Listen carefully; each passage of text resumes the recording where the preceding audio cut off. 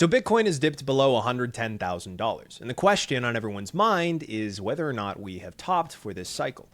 The short answer is that nobody knows, but what we're seeing right now is likely Bitcoin seasonality at work. September is Bitcoin's weakest month historically, as you can see right here, averaging a decline of 4.84%. So every September, Bitcoin tends to struggle, and August isn't too far behind, ranking as the second weakest month with an average decline of 0.8%.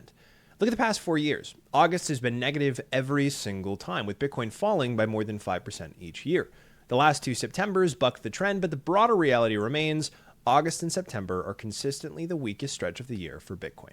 So an average September decline could push Bitcoin down through the $100,000 level. And if that happens, it doesn't necessarily mean that the uptrend is broken.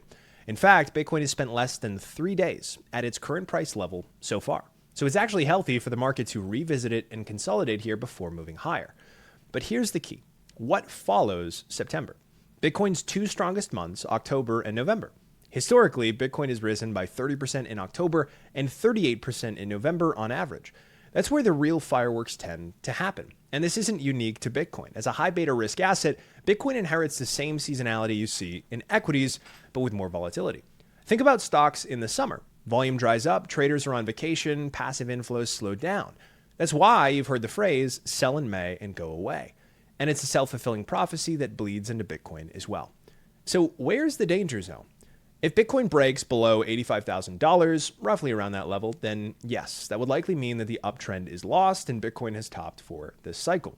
But as long as we stay above that and you understand Bitcoin's seasonality, the dips in August and September shouldn't cause panic. Because history suggests that as we move into Q4, Bitcoin's strongest months are right around the corner.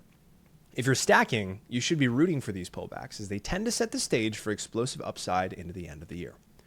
That's all for today's video. Thank you so much for watching. Bit of a short one, but I wanted to quell some of the nerves that I've been seeing on the timeline. If you enjoyed, make sure to like and of course follow for more and reshare so more people can see this, and check out Horizon. Horizon lets you stack Bitcoin using your home equity without new debt, monthly payments, interest charges, or term limits. You can check that out at joinhorizon.com or by scanning the QR code right there. That's all for today's video. Thank you so much for watching. I'll talk to you soon.